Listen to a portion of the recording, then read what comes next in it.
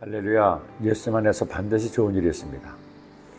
여러분, 구약 39권의 말씀은 그 내용에 따라 네 부분으로 나눕니다. 첫 부분은 창세기부터 신명까지 오경이죠. 둘째 부분은 여호수아부터 에스더까지의 역사서입니다. 셋째 부분은 욥기부터 아가까지의 시가서이죠. 그리고 마지막 넷째 부분은 오늘부터 함께 나누는 이사야부터 말라기까지의 예언서입니다. 또는 선지서라고도 하죠. 이 말씀들은 모두 17권으로 가장 많은 권수를 차지하고 있습니다. 그리고 17권의 예언서도 그 분량에 따라 편의상 대예언서와 소예언서로 나눕니다. 대예언서는 이사야부터 다니엘까지 5권이고 소예언서는 호세아부터 말라기까지 12권입니다. 그런데 여러분, 예언서들은 기록된 시대가 다르고 기록한 사람도 다 달라요.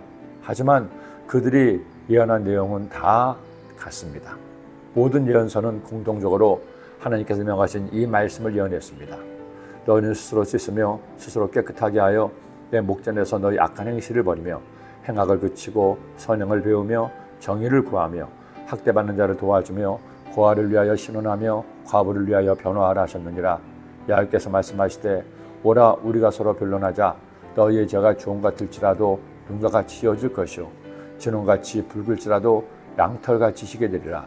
너희가 즐겨 순종하면 땅의 아름다운 소산을 먹을 것이요 너희가 거절하여 배반하면 칼에 삼켜지리라.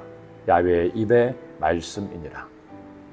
하나님께서 세계 모든 민족 중에서 아브라함의 후손인 이스라엘 민족을 택하셨습니다.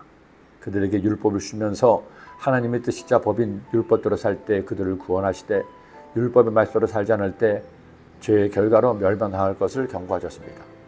그런데 세월이 흐르면서 이스라엘 민족은 율법을 저버렸습니다. 율법은 하나님만 믿고 사랑하며 이웃을 내 몸처럼 사랑하며 살라고 가르쳤습니다. 하지만 그들은 야훼 하나님이 아닌 다른 우상을 믿고 섬기며 사랑했습니다.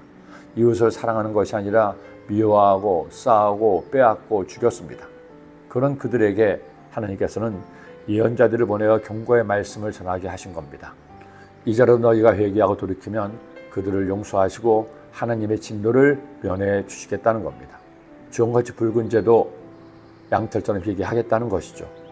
그렇다면 오늘날 예수님을 믿어 하나님의 자녀가 된 우리에게 예언서의 말씀은 어떤 의미가 있을까요? 하나님의 자녀인 우리도 율법의 말씀대로 살지 않으면 멸망을 당하고 하나님의 자리에서 쫓겨나는 것입니까? 여러분, 그렇지 않습니다. 우리가 하나님의 자녀가 된 것은 율법대로 살아서 된 것이 아니죠. 나의 죄를 대신 지시고 십자가에서 죽으신 예수님을 나의 구주로 믿음으로 구원받아 하나님의 자녀가 된 겁니다. 그러니 우리가 율법대로 살지 않는다고 버림받지 않습니다. 하나님이 죄에 따른 형벌을 내리지 않습니다. 우리 예수님이 내가 받을 형벌을 다 받으셨기 때문입니다. 단 우리가 할 일이 있습니다. 우리가 믿음으로 구원받아 하나님의 자녀가 되었으니 하나님의 자녀답게 말씀대로 살아야 됩니다. 율법을 완성하신 예수님의 가르침대로 사는 것, 이것이 하나님의 자녀답게 사는 법입니다. 이제 우리는 오늘부터 예언서의 말씀을 묵상할 겁니다. 예언서의 말씀을 묵상하면서 하나님이 무엇을 기뻐하시고 무엇 때문에 슬퍼하시는지 알아갑시다. 그래서 오직 은혜로 하나님의 자녀가 되었으니 하나님을 기쁘시게 하는 여러분 되기를 예수님의 이름으로 축원합니다. 기도드립니다. 사랑의 예수님, 오늘 말씀 주셨으니 이 말씀 마음에 꼭 새겨서 우리 하나님이 기뻐하시는 하나님의 자녀가 되도록 인도하여 주옵소서. 예수님의 이름으로 기도드립니다. 아멘.